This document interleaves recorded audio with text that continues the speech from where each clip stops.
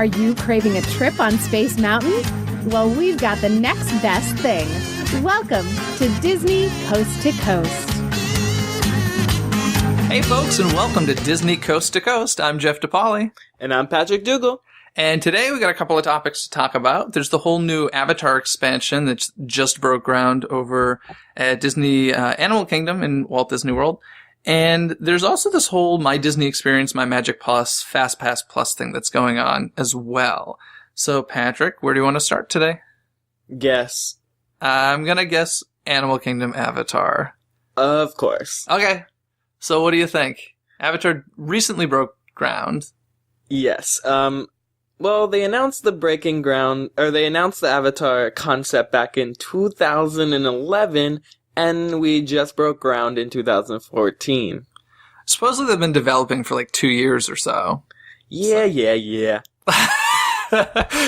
don't like to wait for attractions, do you? No, I do not.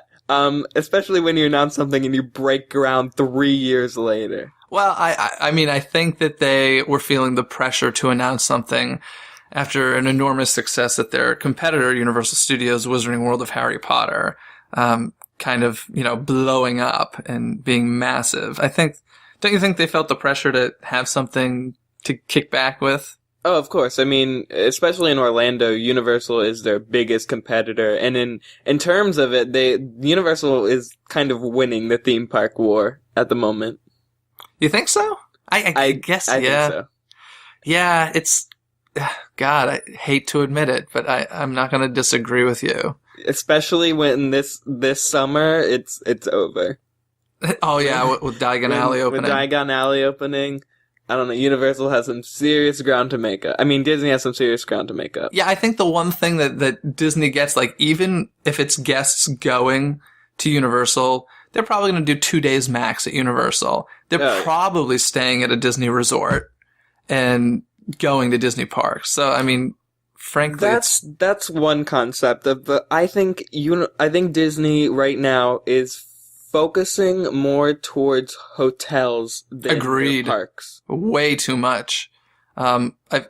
Here's my whole breakdown and annoyance when it comes to Disney theme parks. Walt Disney World Magic Kingdom opens in 1971. Epcot opens in 1982. That's 11 years later. Then 1982 to 1999, 7 years, we have Disney Hollywood Studios, originally Disney MGM Studios. Then 1989 to 1998, 9 years, we have Disney Animal Kingdom. So it's been 98 to now 2014 since Walt Disney World has had a brand new theme park altogether. To me, that is a serious problem. I do agree that I feel like most of their attention is in building hotels down there, which makes it, I mean, they're always booked. Look, for my trip down there, I booked quite a few months in advance and I had trouble finding a room. So I agree. The hotels are their focus, and frankly, they probably make a ton of money with hotels. So yeah, especially right now, they're focusing a lot on Disney Vacation Club. I mean, they just opened the Grand Villas at Floridian, and now they're putting a Disney Vacation Club at Polynesian now. So yeah. Yay for them. Yeah, but we digress. Back to Avatar a bit and the whole Animal Kingdom expansion. So what are your thoughts? Are you excited about the whole Avatar thing? Yes and no. I mean, it's not the best concept. I mean, it goes with Animal Kingdom, but I probably wouldn't have put it there. Or where would you have put it? No, not.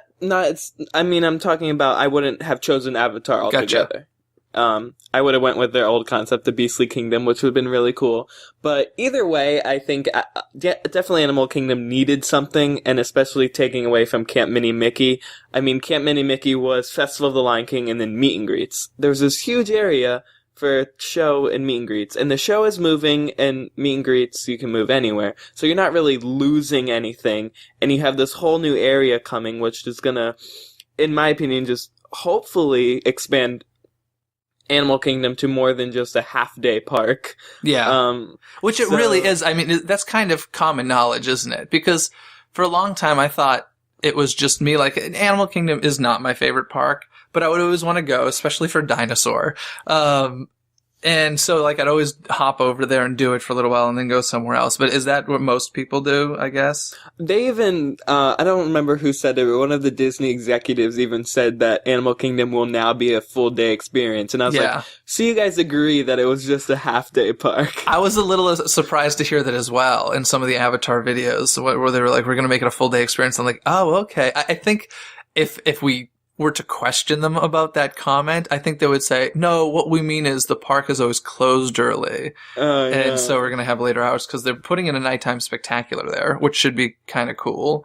I'm curious if it's going to have an Avatar tie-in or if it's just going to be kind of like a standalone Illuminations, Fantasmic, World of Color type thing. Well, a lot of the nighttime stuff will be in terms of Avatar and the bioluminescence forest they're apparently building, but there's also some nighttime parade by the tree and then some rumored water show going in the lake at Animal Kingdom.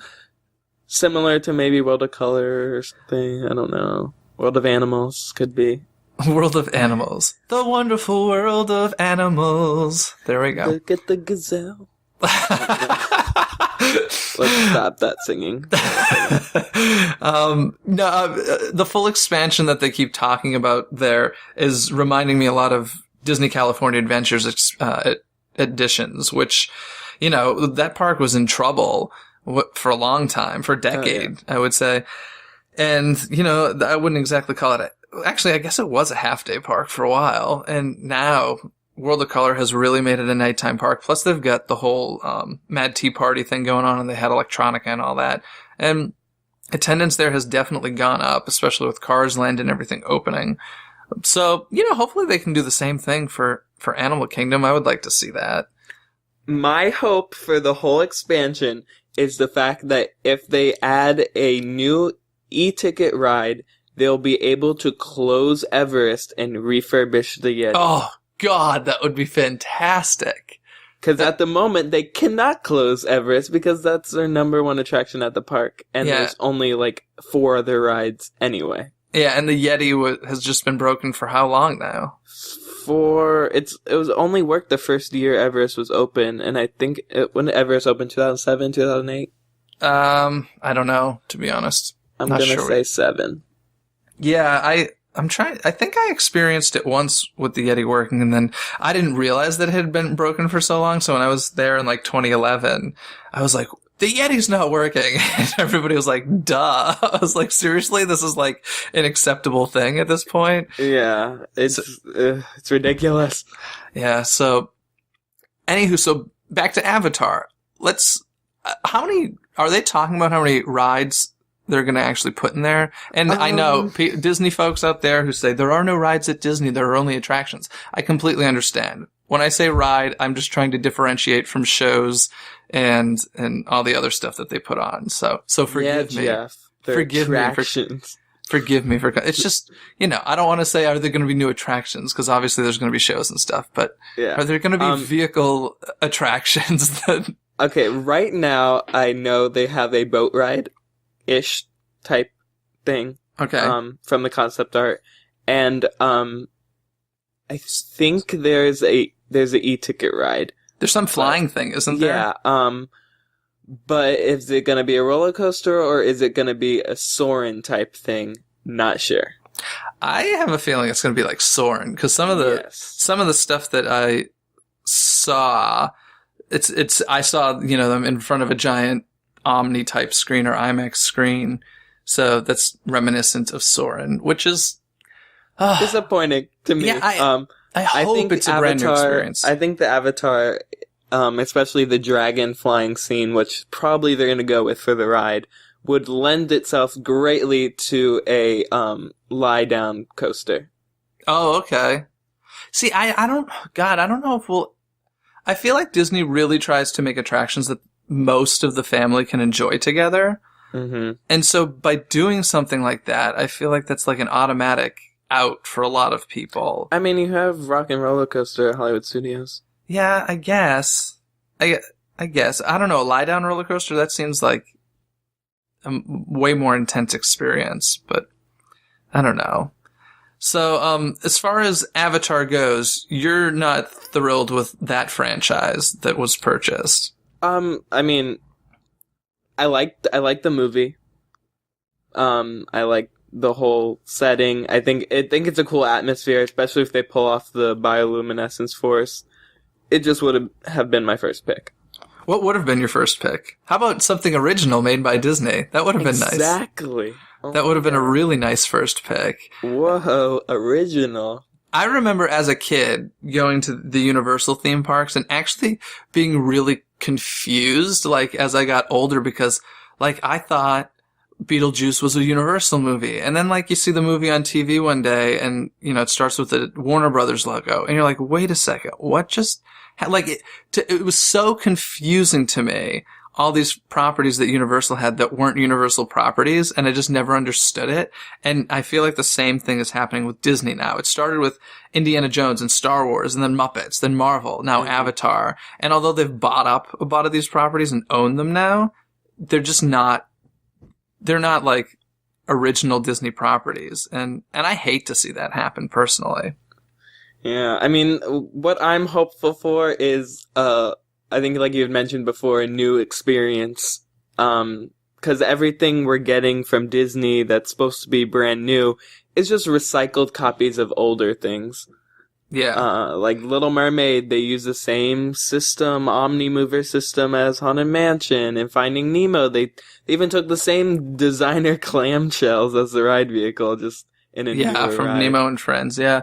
I would agree. I feel like a lot of their technology and research and stuff with new experiences kind of are going into stuff like, you know, My Magic Plus and My Disney Experience, which is a kind of nice segue. But before we head there, anything else you want to say about Avatar? We'll see what happens. I mean, right now their scheduled date is around like 2016, 2017, so we still got a while. I think that's on purpose, though. Doesn't the next film come out around then? Yeah, the two other sequels come out around then, but it also, I don't know how much they're planning into it. I'm also interested to see, apparently they're supposed to be building the flying mountains, if you've seen the movie. I'm interested to see how they pull that off. I fell asleep during the movie, not gonna lie. I was in IMAX 3D, and I was like, I am so bored, I can't even tell you. You're like, I've seen Pocahontas before. Yeah, that's what everybody says. I didn't even see enough of the film. Well, James Cameron even admitted, I think that's why he gave it to Disney, because he even admitted that Pocahontas was a huge inspiration to creating Avatar. I think it's funny when people like get all upset about that whole, well, it's such a rip-off story. I'm like, everything's a rip-off story. If you really want to look into it, I mean, we should be pissed off because Star Wars is a, you know, rip-off of mythology, and Titanic is Romeo and Juliet on a ship. Like, it's you know, so I think it's funny when people get all uppity about that. But, yeah, hopefully, just because I didn't like the film doesn't mean I won't enjoy the park. I'm really expecting to love the expansion. I think Animal Kingdom needs something. So hopefully this whole full day park thing that they're trying to do will work the same as it did with Disney California Adventure, which seems to be going strong these days. So we'll find out in 5 years. Yeah, we'll report back to you in, no, not 5 years. 2 years. It's 2016, right? Yeah, but we'll see. In terms of Disney, it could go past. I mean, the Mine Train was supposed to open a year ago. What happened with that? Like, why is there such delay? I don't know. I mean, it took them 1 year to build a meet and greet location. Yeah, they do take their time with it. I don't know. We're trying to get all the details in.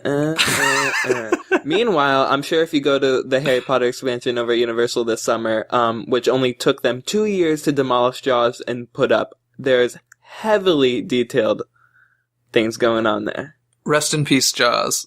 Sad face. Yeah, well, yeah, I'd be curious. Maybe Universal's just doing a lot of shady, illegal stuff to get their stuff up quickly. Who knows? But anyway, earlier I mentioned this whole My Disney Experience, My Magic Plus, Fast Pass Plus, which are all kind of one in this. They're all, I guess, one combination of one things. concept. And this is where it seems like Disney is putting their attention these days when it comes to new technology. Yes, and money. And yeah, a lot of money. Like this stuff that they're doing isn't cheap. And we don't have any of this out here at Disneyland yet. I'm sure it's coming though. Do you guys have, for the entrance to the parks, do you guys do the fingerprints at all? Yes.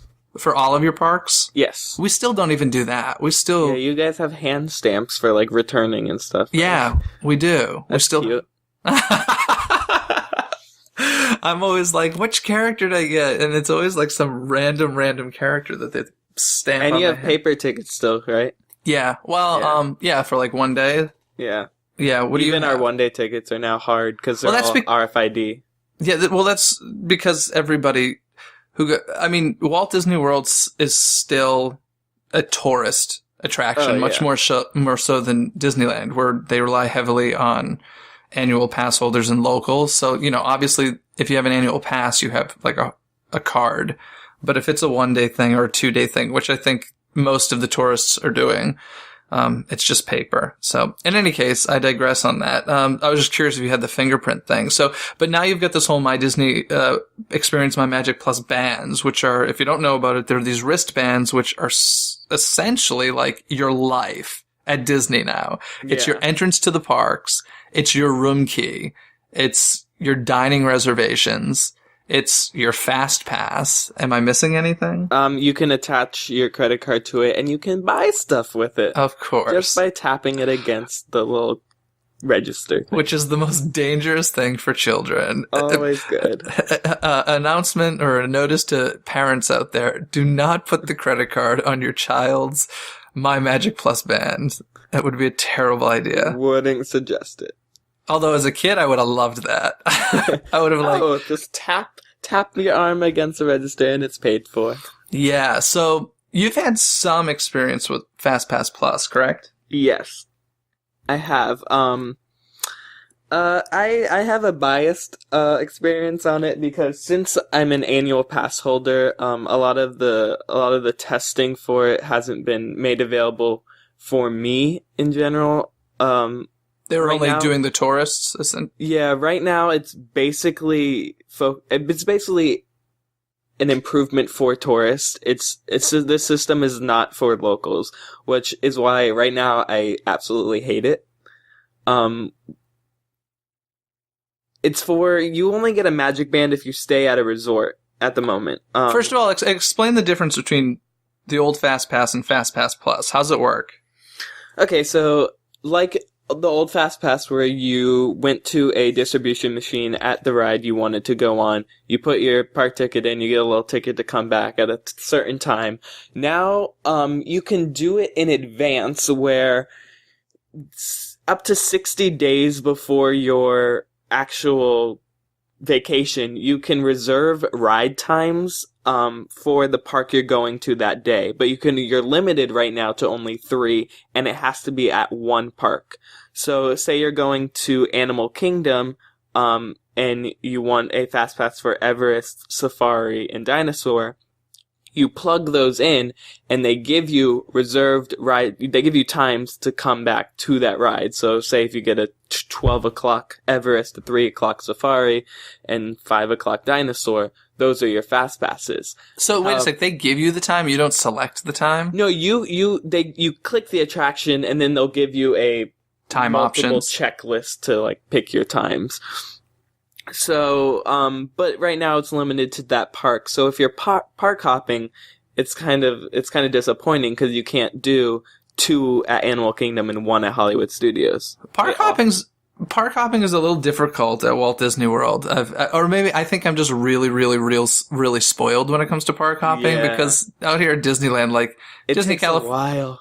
Disney California Adventure is literally right across the way from Disneyland, so the crossover is so simple that, like, I remember the last time I was in Florida, I was kind of, like, frustrated having to wait for a bus and, like, it being a 30 to 60 minute experience just to get to the next park. And yeah. So I'm spoiled. So I'm curious, like, I mean, I guess most tourists probably do park hop, but So yeah, that's kind of weird that you can only do one park. I didn't realize that. Hopefully it'll change. But one of the biggest reasons that I don't like it is right now, if you stay at a hotel, which is the only way to get a Magic Band, they haven't released Magic Bands to annual pass holders yet. And people who just do 1-day tickets, while the resort guests are scheduling their fast passes 60 days before their vacation, that means you're losing times, and the only way for me to get a fast pass is the day of, which now half the times are already gone for specific attractions.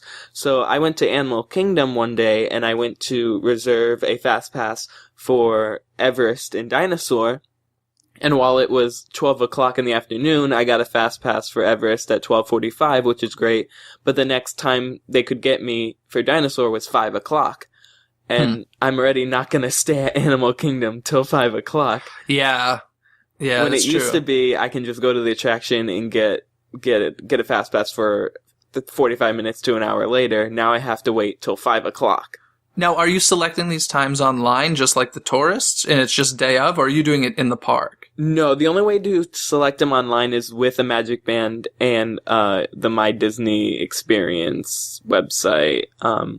But right now they have specific kiosks throughout each park where there's cast members with iPads everywhere. It's kind of like an Apple store where they're just walking around with iPads, and you go up to them and you can click whatever you want on their iPads, and they have unmanned kiosks as well.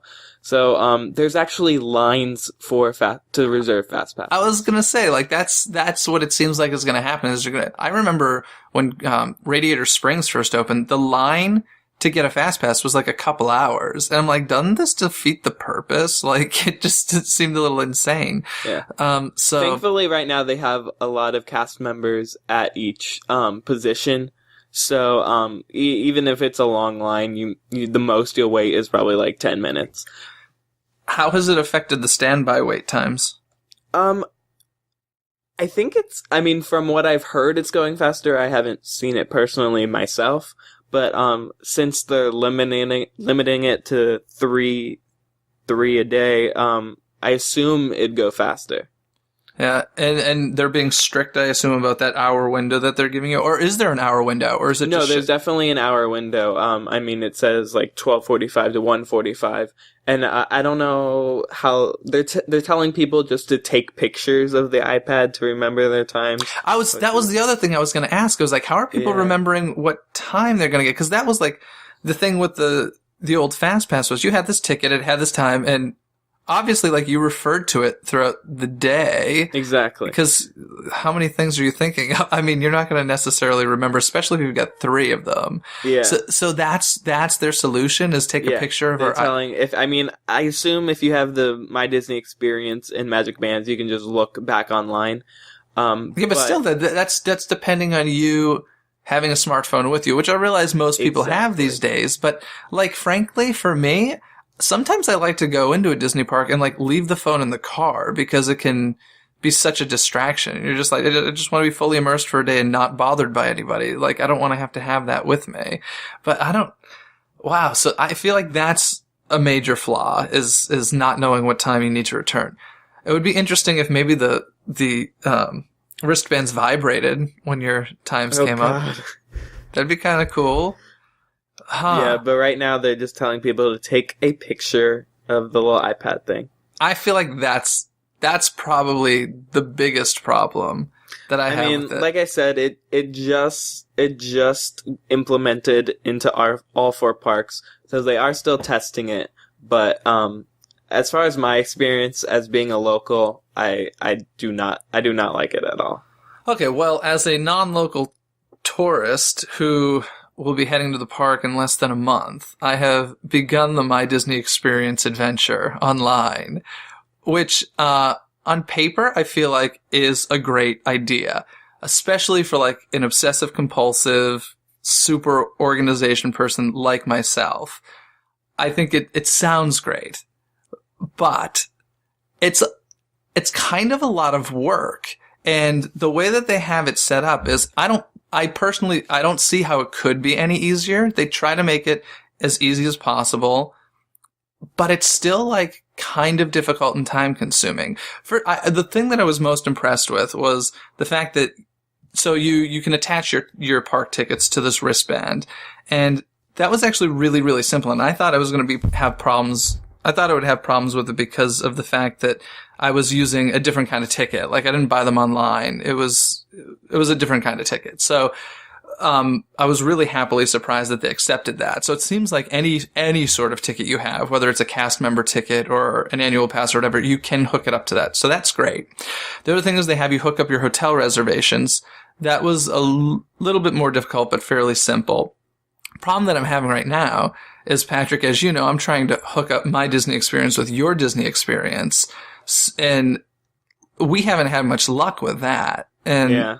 Because you already have a My Disney Experience account, correct? Mm-hmm. Correct. And so now I've got one, and I'm trying to get his annual pass onto a wristband, and that's, I don't know, you supposedly had sent me a message asking me to join your Disney Experience, which I never got. And so I guess I'm probably gonna have to end up calling up and getting you hooked up with my stuff. But, I don't know, like, I love the idea of being that organized, but I feel like I am not the average person. I feel like if I'm slightly annoyed with this whole thing, I feel like most people will be really annoyed. And frankly, I don't think most people will even deal with it. No, that's what's happening right now, is that a lot of people who are used to the old system, or tourists, or here's the thing, when people come into theme parks, their IQ goes down to like 4. Very true. To put this brand new technology in their hands with all these different set of rules is very confusing, and I've learned that a lot of people have just said no to fast passes altogether, and which honestly I completely like understand, and who knows, maybe that was part of what they wanted. Maybe they felt like fast passes were being taken too far and they felt like this would slow it down a bit. I know that for us, like for a long time, you guys have been really strict about that hour window. Is that correct? Yeah. Okay. Up until maybe a year ago, they were not strict at all at Disneyland. Oh, no. The same thing happened. I mean, up until a year ago, they didn't care. Oh, okay. But now it's like you can't come in if you.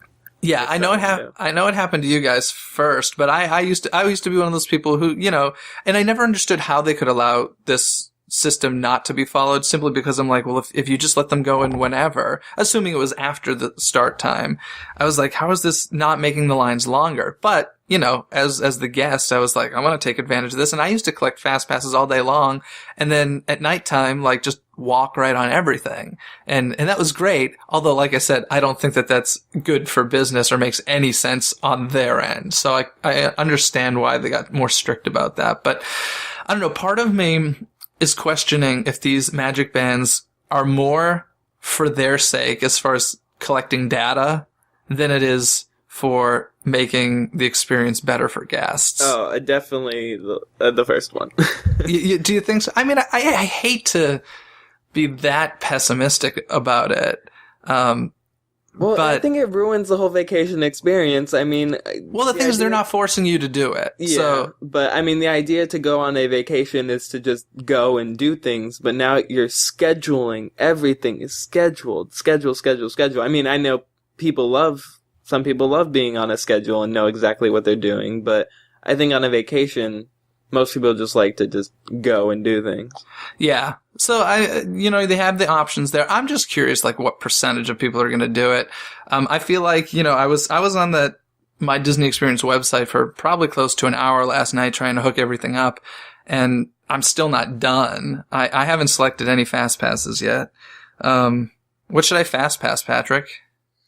Definitely fast pass. It's a Small World.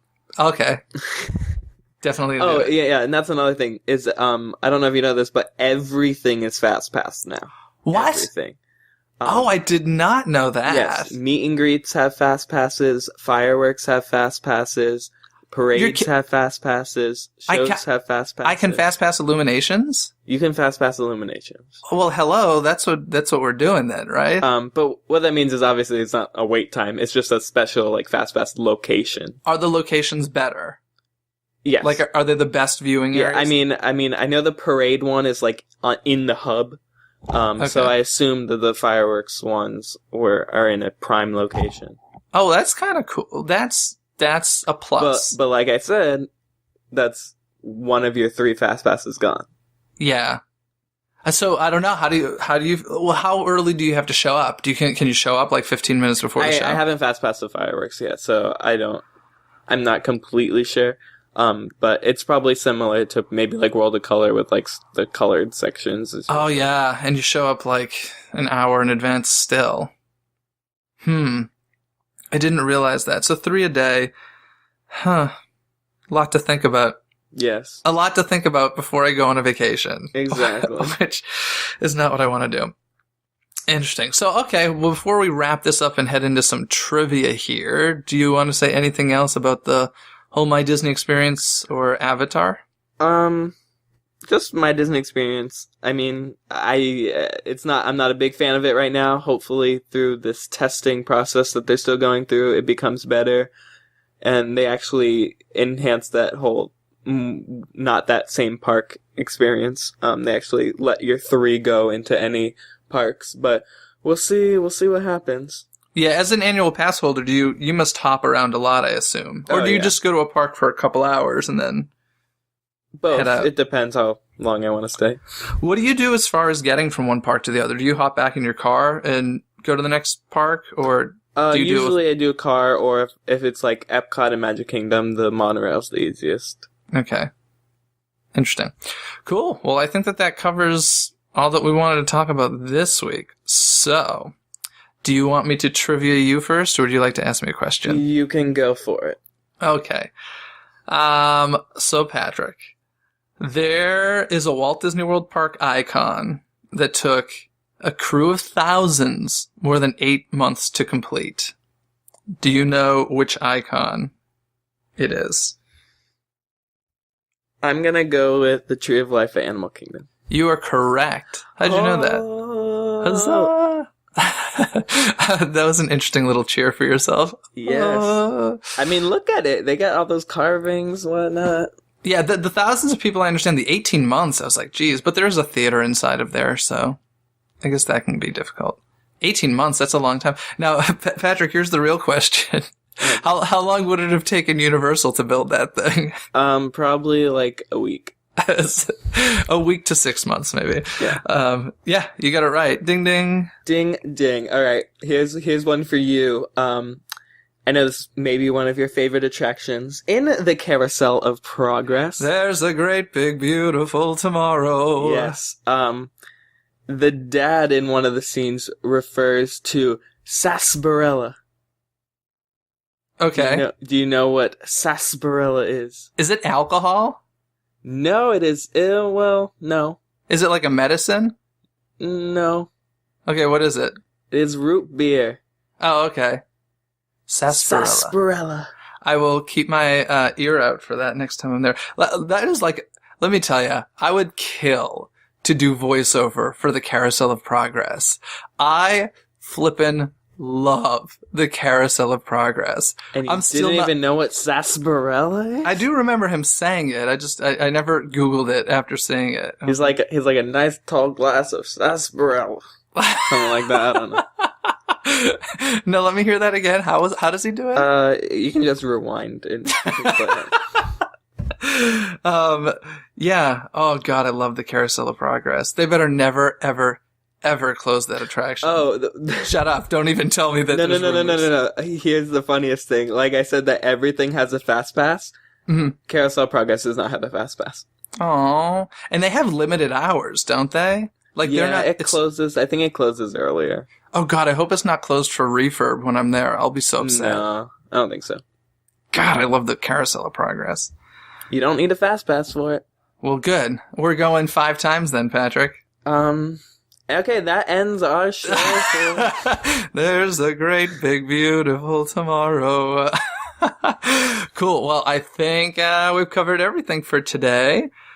So we will sign off now. Patrick, till next time. Goodbye. Thanks for listening to Disney Coast to Coast. Have a magical day.